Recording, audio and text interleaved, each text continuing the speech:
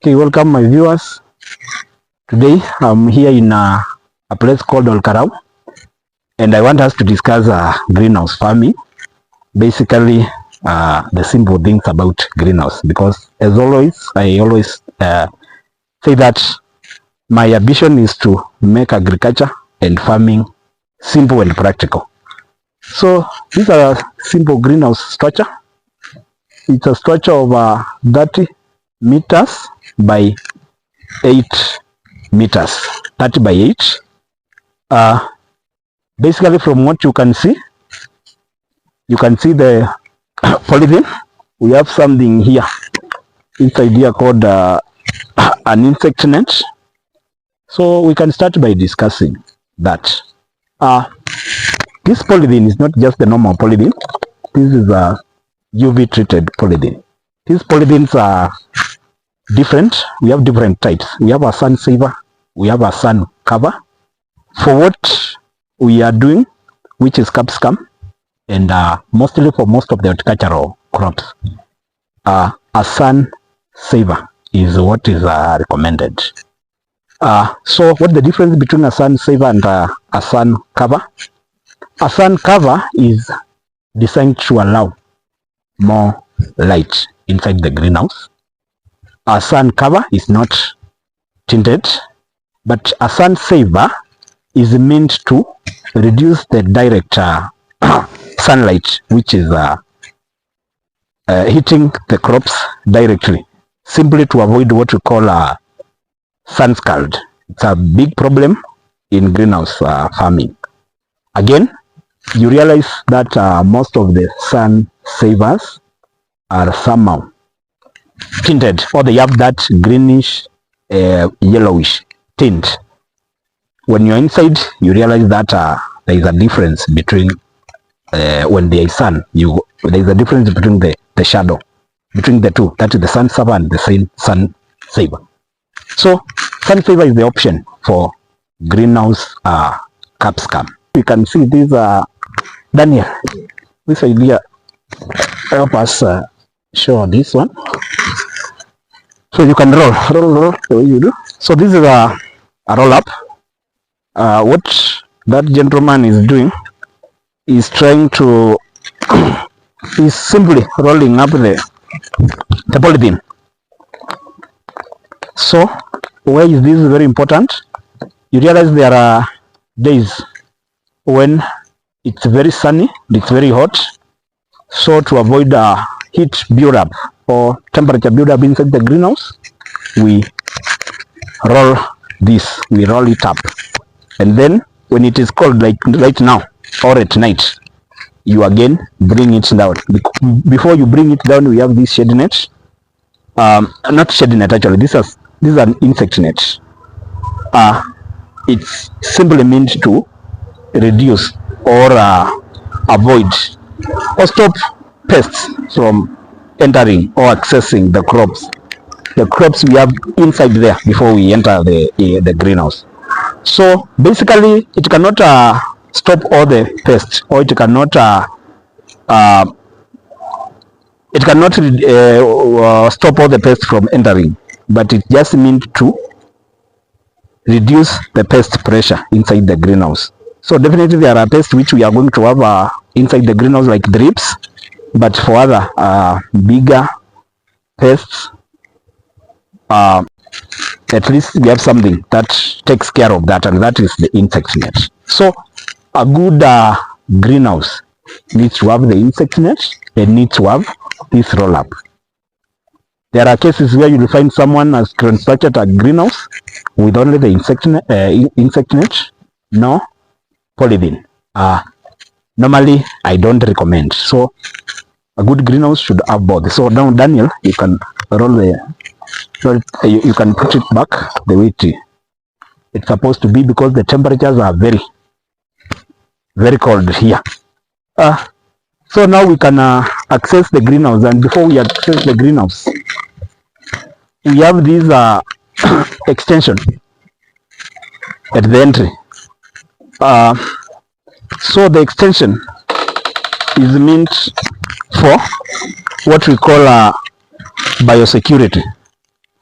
what we have here, for us, we have just improvised. This is a simple biosecurity. A biosecurity is meant to do screening against pathogens. It's simply a structure or a safety measure to ensure that you don't introduce pathogens inside your greenhouse. So you don't have to have it concrete or to have something very big. You can just have something as simple as this. Have treatment or have a disinfectant, it's a chemical in there, make a solution, and then every time you are entering your greenhouse, you just step in there. If you happen to have any tool, you also make sure you have disinfected your greenhouse. Another practice which I normally see with the farmers or in other projects, you realize there are people who just do a greenhouse without this extension. This extension is very important, if anything, for the biosecurity purpose. Trying to look around, like I guess what we have here, this product is meant for the, actually it's a disinfectant. I suppose this is what this farmer is using as a disinfectant. So now we can access the greenhouse. So this is what we have. This colored capsicum. Normally we recommend you do a mix up or a mixture of both yellow and red. So on this side we have 3 rows of yellow. On this other side we have 3 rows of red. I understand there is orange, but orange is not a very common one. What is common in Kenyan market is yellow and red. So basically, just to give you a brief history of this project. This project on 30th January this year, that's when we took the seeds to a propagator for propagation. We bought the seeds. The yellow variety is Golden Sun from Amiran, Kenya.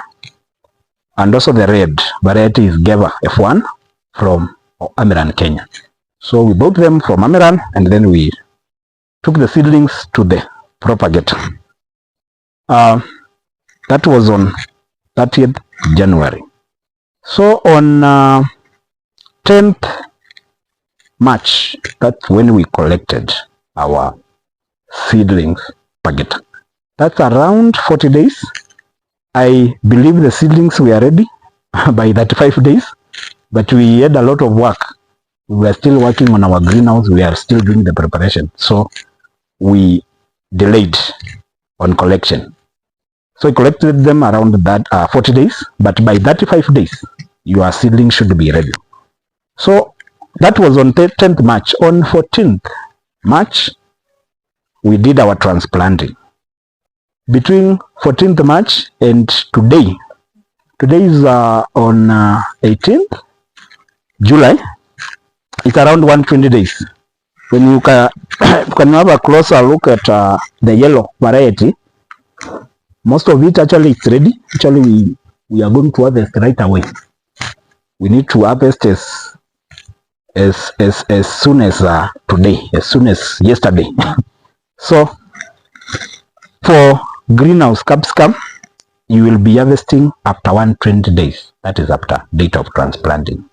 120 days, that is around 4 months. Remember, this is a crop you are supposed to harvest, or the life cycle is 12 months. So I expect this farmer to harvest the crop for 8 straight months, starting now or starting this month. So, and that's why I decided to discuss several things that the farmer needs to put in place and ensure that the production, the yield is consistent and is quality. So maybe a few things about the setup. If you can see, we are planted on the beds. Maybe someone wants to know about the population. Yeah, the population is determined by the number of beds. Again, you cannot be, sometimes it's good to do the things the right way, but if you are not keen, sometimes you might realize that one or two things are not done correctly. And where we did things not in the correct way in this greenhouse during the setup is during the making the beds. If you can look at the parts, our parts are very big, wide, very spacious. That means we have lost some space. A greenhouse is supposed to have at least 7 beds. A standard unit, a standard measure of a greenhouse is supposed to be 8 meters by 15 meters. So here we are talking about 2 units because this is 30 by 8. So we are supposed to have 7 beds, but somehow we worked with 6 beds.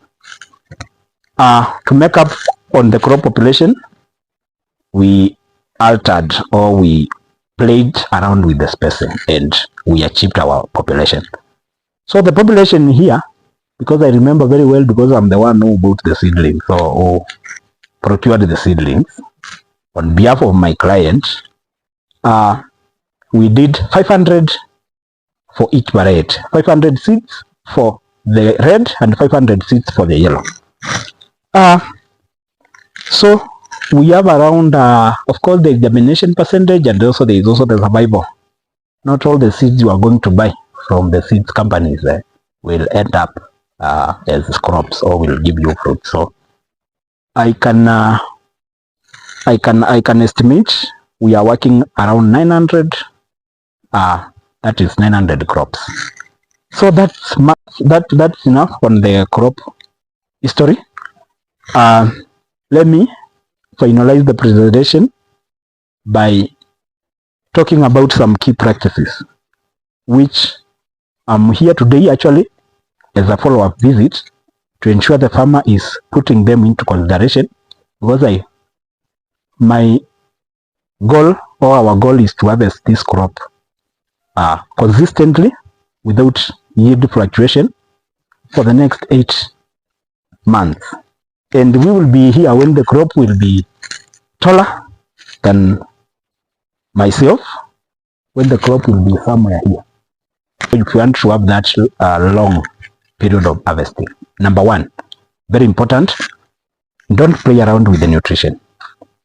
About fertilizer application, about feeding, generally feeding the crop, you need to be very timely and very accurate on that. Timeliness, I mean, if the crop needs to be fed with the first application of fertilizer, don't delay. If the crop needs to be top dressed, again, do not delay. The same should apply even when applying the foliar feeds. Nutrition is very important. Actually, it's the basic of, it's one of the fundamental things when it comes to production of any crop. So again, also work on your soil fertility. If there is anything about in your soil that can act as an obstacle as far as nutrition is concerned, try and work on it. I mean, something like pH, something like organic matter. So when we started again, this soil, you see where we planted, we applied manure. I will not go into details of explaining the importance of manure. I've done that in one of the clips. You can see it and watch. If there is something about pH, like we did the soil test here, and the soil test results did show that the soil was somehow acidic. So we were supposed, or we did liming. Liming was meant to work on the soil pH and eliminate the acidic pH condition, because capsicum, like many other horticultural crops, does well where the soil is neutral or where the pH is around the neutral. So we did that for the sake of the soil fertility, because we didn't want it to affect the feeding or the fertilizer utilization. Then when it comes to fertilizer, again, I don't want to go into details of what we did. Of course, when we planted, we did a high phosphorus fertilizer. We did it like 2 splits within a period of after interval of 2 weeks. Then the top dressing has also been going on. What I mean by split application of fertilizer is, instead of putting all the fertilizer, when we recommend like 10 grams per plant, sometimes you can even do half of the fertilizer, or like half of the 10 or 15 grams, and then repeat or do another application after 2 weeks. It is good for the crop. It helps to optimize the utilization, and that's what we have been doing. The other practices is on the protection part. The protection part, the farmer has been very careful. If you can see, we have like 0 disease instances. So the main diseases in a greenhouse or in a capsicum, and normally in greenhouses, one of the main diseases is powdery mildew. So far we have 0 incidents. The other one is botrytis. 2 weeks or 1 week ago, that's when the farmer sent me some photos, and it was clear that the disease was inside this greenhouse. I'm trying to see if we have a fruit. There is a fruit just behind you here. That one, I don't know.